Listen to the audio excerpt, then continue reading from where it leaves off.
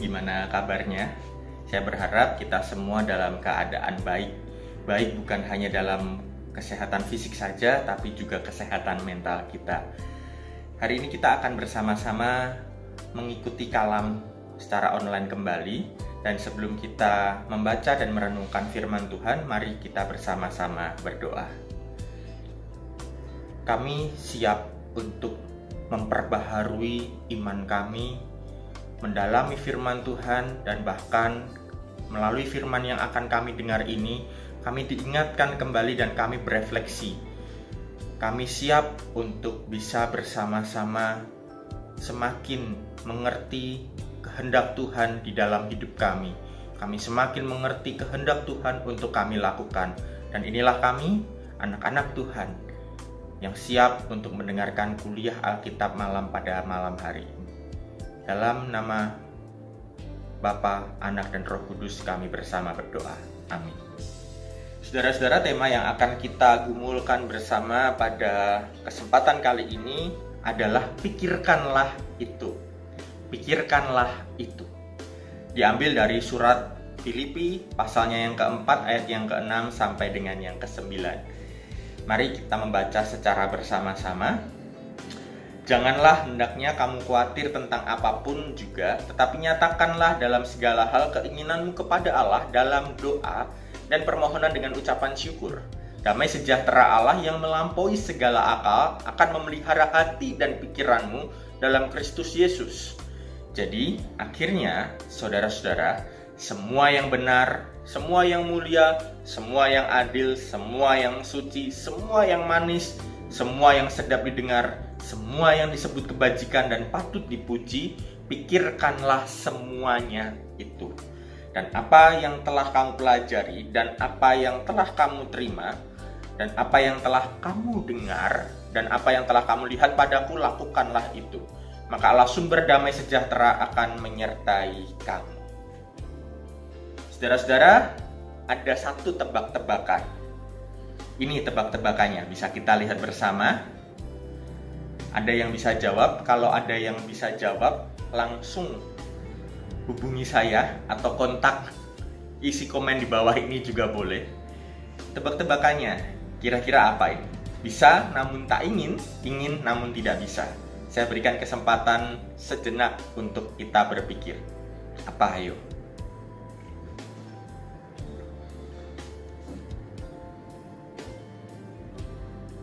Nah, kalau sudah menyerah dan ada yang sudah mungkin menjawab, saya kasih tahu jawabannya. Bisa namun tak ingin, ingin namun tidak bisa, itu adalah situasi, kondisi sekarang ini. Saat ini banyak gereja yang sudah merencanakan untuk mengadakan kebaktian onsite atau mengadakan kebaktian di gedung gereja kembali. Setelah sekian lama beribadah secara online, akhirnya gereja mulai mempersiapkan diri, membenahi diri untuk bisa beribadah di gedung gereja kembali. Namun, seperti yang kita ketahui, ada batasan usia. Ada batasan usia yang biasa sering kita dengar adalah 15 sampai dengan 60, ada juga gereja yang menetapkan 15 sampai 65. Dan ada batasan-batasan usia yang ditentukan untuk bisa mengikuti kegiatan di gedung gereja kembali, baik secara usia maupun secara kesehatan. Biasanya yang ingin beribadah kembali di gedung gereja adalah generasi yang betul, lansia. Teman-teman lansia rindu untuk bisa beribadah kembali. Itu makanya saya bilang, ingin namun tidak bisa. Lalu bagaimana dengan yang bisa namun tak ingin? Yang bisa beribadah di gedung gereja kembali ini kan adalah golongan anak-anak muda dan juga dewasa muda dan juga yang usianya masih di sekitar di bawah 65 ataupun juga di bawah 60. Kebanyakan dari mereka, saya pernah tanya secara pribadi, sebagian dari mereka berkata, enggak lah kak, kami nanti ibadahnya kalau situasi sudah benar-benar tenang. Ketika saya tanya, apa kamu nggak kepengen ke gereja? Mereka berkata, kami kepengen. Tapi beribadah secara online itu pun juga sudah cukup memberikan kami pengetahuan dan juga kebutuhan iman kami. Kemudian saya berpikir, oh iya ya, ini menjadi suatu hal yang membingungkan. Di sisi lain, ada orang-orang yang rindu beribadah di gedung gereja, namun tidak bisa. Di sisi yang lain, ada orang yang bisa, namun mereka juga tidak terlalu ingin. Tentu ini menjadi kerinduan kita bersama sebagai jemaat dan keluarga besar GKI Marta di Reja. Ini mimpi kita bersama. Ketika majelis jemaat memutuskan dan merencanakan akan mengadakan kebaktian di gedung gereja kembali pada tanggal 1 dan 2 Agustus, tentu ini menjadi sebuah kerinduan kita bersama. Namun, saat ini kita perlu bersama-sama memikirkan kembali. Karena apa? Karena ternyata seiring dengan perkembangan waktu, kasus pandemi ini ternyata meningkat. Ternyata ditemukan ada banyak orang-orang tanpa gejala, orang-orang yang secara fisik sehat, orang-orang yang tidak terdeteksi memiliki penyakit demam, influenza, dan lain sebagainya. Kelihatannya sehat, namun ternyata dia bisa membawa virus untuk orang-orang yang kondisi tubuhnya sedang rentan. Tentu ini menjadi pertanyaan bagi kita. Bagaimana menyikapi situasi seperti ini secara iman? Rasul Paulus memberikan sebuah solusi iman untuk kita bersama. Kita bisa lihat bersama di Filipi 4 ayatnya yang ke-6 dikatakan di situ, janganlah hendaknya kamu khawatir tentang apapun juga.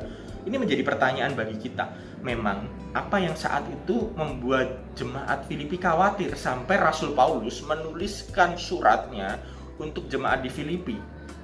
Kita perlu tahu bersama bahwa yang menjadi permasalahan di dalam jemaat Filipi saat itu adalah soal perpecahan dan juga ajaran yang sesat. Untuk ajaran yang sesat bisa dilihat di Filipi pasalnya yang ketiga. Nah, ini tentu permasalahan yang tidak mudah. Ini permasalahan yang membuat jemaat di Filipi cemas, khawatir, mereka takut. Karena ajaran sesat itu pun menyebarnya seperti virus. Terlihat baik, namun sebenarnya itu tidak baik dan itu bisa membuat iman seseorang menjadi goyah. Disinilah kemudian Paulus menuliskan suratnya kepada jemaat di Filipi dan untuk memberikan kekuatan bagi jemaat di Filipi. Namun kita mau tahu bersama bagaimana situasi Paulus ketika sedang menulis surat untuk jemaat yang ada di Filipi. Apakah Paulus berada dalam kondisi yang senang? Apakah Paulus berada dalam kondisi yang baik-baik saja? Ternyata Paulus menulis surat kepada jemaat di Filipi ini ketika dirinya sedang berada dalam penjara. Dan Paulus tidak dapat berjumpa dengan jemaat di Filipi. Tentu menjadi pertanyaan bagi kita. Filipi ini kan dikenal dengan kitab sukacita.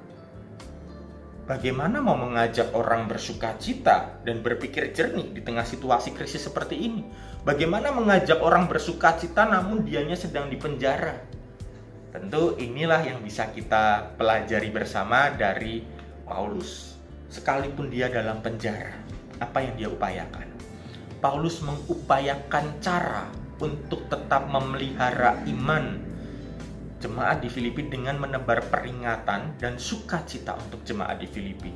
Karena zaman itu Bapak Ibu belum musim handphone, belum musim telepon juga, dan juga belum musim email, surat kilat pun belum. Akhirnya keterbatasan teknologi itu tetap tidak menghambat semangat Paulus untuk bisa memberikan pertumbuhan iman, menghibur, menguatkan jemaat di Filipi. Apa yang dilakukan Paulus adalah menulis surat. Sarana yang dipakai Paulus saat itu adalah surat. Artinya, kondisi Paulus, jemaat di Filipi, dan kita saat ini ada kesamaannya. Kesamaannya adalah apa? Paulus sebagai pemimpin umat di saat itu tidak dapat berjumpa langsung dengan jemaat di Filipi. Paulus hanya bisa memberikan semangat melalui surat yang dia kirimkan untuk jemaat di Filipi. Sama seperti sekarang, saya, Pendeta Steve, dan juga rekan-rekan penatua yang lain setiap hari berusaha memelihara pertumbuhan iman jemaat GKI Marta di Reja melalui apa? melalui kalam, melalui khotbah minggu secara online, melalui doa malam dari setiap penatua yang dikirimkan setiap malam di grup WhatsApp GKI Marta Direja. Ini menjadi pengganti surat. Ini surat dari kami pemimpin gereja, pemimpin umat, untuk memberikan kekuatan, sukacita, memberikan ketenangan bagi saudara-saudara yang belum bisa beribadah di gedung gereja. Dan kita mau melihat apa yang menjadi peringatan Paulus untuk jemaat di Filipi dalam suratnya. Kita bisa lihat bersama di ayatnya yang ke-8. Jadi akhirnya saudara-saudara, semua yang benar, semua yang mulia, semua yang adil, semua yang suci, semua yang manis, semua yang sedap didengar, semua yang disebut kebajikan dan patut dipuji, pikirkanlah semuanya itu. Melalui teks ini kita bisa melihat Paulus mengajak jemaat di Filipi untuk memikirkan hal-hal yang positif, situasi-situasi yang positif, kondisi yang memang positif, yang itu bisa memberikan semangat bagi mereka. Namun kata pikirkanlah itu juga bisa berarti menguji. Ujilah semua hal yang kelihatannya baik, yang kelihatannya nampak dibalut dengan kata-kata penuh dengan iman. Pikirkanlah itu, ujilah itu, apakah memang itu sesuai dengan kehendak Tuhan? Apakah ini hanya kehendak manusia dan keinginan manusia belaka? Ini yang menjadi ajakan Paulus bagi jemaat di Filipi dan juga menjadi ajakan Paulus untuk kita yang hidup di masa kini. Pikirkanlah semuanya itu. Semua yang benar, semua yang adil, semua yang manis, semua yang sedap didengar. Pikirkanlah itu. Yang positif pikirkanlah itu, namun juga ujilah itu. Karena jangan-jangan belum tentu itu hal yang baik. Caranya bagaimana?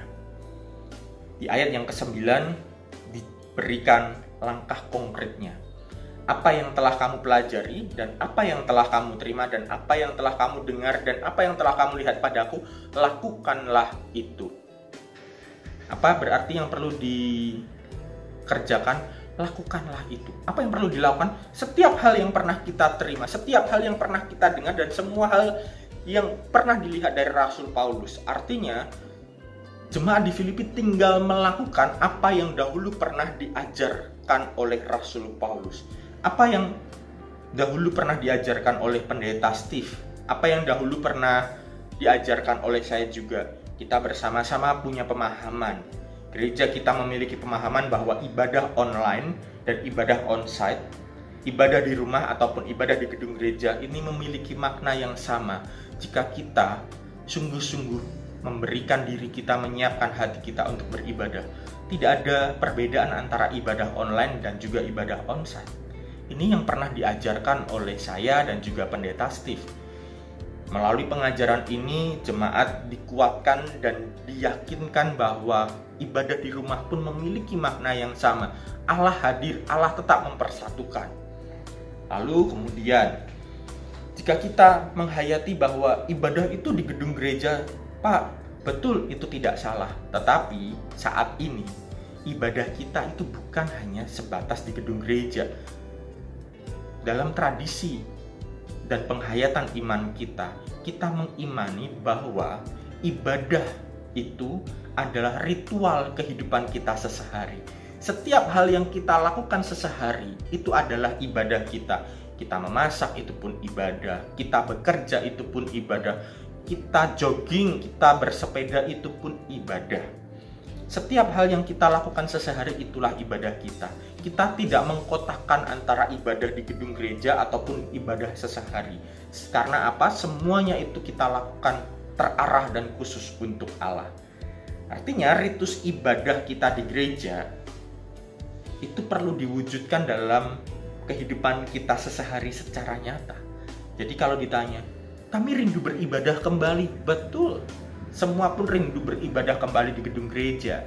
Tetapi kita semua tetap bisa beribadah setiap hari dalam keseharian kita. Jadi ibadah kita tidak terbatasi. Lalu kita juga bersama-sama mendengar, kita mengimani ibadah dalam pemahaman kita itu bukanlah sebuah ibadah yang eksklusif hanya untuk diri kita sendiri, bukan hanya untuk kepentingan pertumbuhan iman kita sendiri, tapi ibadah kita di gedung gereja itu memiliki sifat komunal. Artinya, ketika kita beribadah bersama-sama dengan anggota jemaat, saudara-saudara seiman kita, kita perlu memiliki pemahaman bahwa ibadah yang kita lakukan harus bisa memberikan pertumbuhan dan memelihara kehidupan bagi sesama kita. Jika kemudian kita memilih beribadah, namun ketika kita beribadah kita justru memberikan hal yang buruk bagi sesama kita, rekan kita, anggota jemaat kita yang lain, artinya itu bukan ibadah. Karena ibadah itu memelihara dan mengupayakan kehidupan untuk sesama kita. Dan di sini Pak Paulus pun kemudian memberikan penegasan, jika kita bisa melakukan semuanya itu, apa yang telah kita dengar, apa yang telah kita pahami, dan apa yang telah kita pelajari selama ini melalui kebaktian minggu di waktu-waktu yang dulu, janji Tuhan adalah, maka Allah sumber damai sejahtera akan menyertai kamu. Kenapa kok Rasul Paulus bisa memberikan kalimat Allah sumber damai sejahtera akan menyertai kamu? Karena ketika kita bisa tenang di dalam berpikir, kita tidak terburu-buru lagi dalam beribadah, kita tidak lagi dipengaruhi oleh situasi-situasi yang muram di sekitar kita. Damai sejahtera Allah akan senantiasa beserta dengan kita. Kita tidak lagi memikirkan, aduh gereja sebelah sudah ibadah, aduh gereja temanku sudah ibadah. Akhirnya karena kita membanding-bandingkan, kita menjadi tidak damai. Tapi ketika damai sejahtera itu bisa terus kita jaga dan kita tidak terpengaruh oleh kondisi sekitar, damai sejahtera itu akan selalu mewarnai dan mengisi kehidupan kita. Yang dilakukan Paulus saat itu juga adalah berusaha memelihara kehidupan jemaat Filipi yang berada dalam masa krisis melalui apa? Surat. Jemaat Filipi tetap mengalami pertumbuhan iman sekalipun saat itu tidak dapat berjumpa secara fisik dengan Paulus. Dari sini kita bisa bersama-sama merefleksikan, setiap kita terpanggil untuk menjadi seperti Paulus, yaitu saling memberi semangat dan sukacita sebagai upaya kita memelihara kehidupan sahabat-sahabat kita. Kita bisa gunakan handphone kita bisa gunakan telepon kita untuk memberikan semangat. Dengan cara seperti itu kita memelihara kehidupan. Kita juga terpanggil untuk meneladani jemaat di Filipi yang tetap memperjuangkan pertumbuhan iman melalui sarana-sarana yang ada di masa kini tanpa harus mengalami perjumpaan fisik. Karena pertumbuhan iman kita tidak dipengaruhi oleh perjumpaan-perjumpaan secara fisik saja, namun pertumbuhan iman kita adalah hasil dari refleksi iman kita bersama dengan Allah, Sang Sumber Damai Sejahtera itu. Amin. Mari kita bersama berdoa. Kami bersyukur untuk teladan Paulus di dalam menggembalakan jemaat di Filipi. Ajar kami juga Tuhan untuk kami bisa seperti Paulus yang bisa memberikan sukacita, memberikan peringatan untuk sahabat-sahabat kami di masa-masa krisis ini. Kami berusaha untuk memelihara kehidupan mereka. Kami berusaha untuk memperjuangkan kehidupan mereka. Ajar kami juga Tuhan seperti jemaat di Filipi yang sekalipun tidak dapat mengalami perjumpaan fisik dengan pemimpinnya, yang saat itu juga sedang mengalami krisis, namun iman mereka tetap bertumbuh melalui setiap sarana yang ada di saat itu. Kondisi iman mereka tetap bertumbuh karena mereka terus mengupayakan pertumbuhan itu di dalam Tuhan. Terima kasih Tuhan, Tuhan izinkan kami semua mengalami setiap permasalahan ini. Dan kami percaya, kami mampu untuk bersama-sama melewati badai pandemi ini dengan saling menguatkan satu dengan yang lainnya, dengan saling memberikan kehidupan, dengan saling mensupport satu dengan yang lainnya. Karena yang saat ini kami butuhkan adalah saling dukung-mendukung antara anggota jemaat yang satu dengan yang lainnya. Ini Tuhan tekad kami, ini harapan kami di dalam nama Bapa, Anak, dan Roh Kudus. Kami persembahkan kehidupan kami untuk memelihara kehidupan sahabat-sahabat kami. Amin. Sampai jumpa Bapak Ibu, Tuhan memberkati dan teruslah memelihara kehidupan.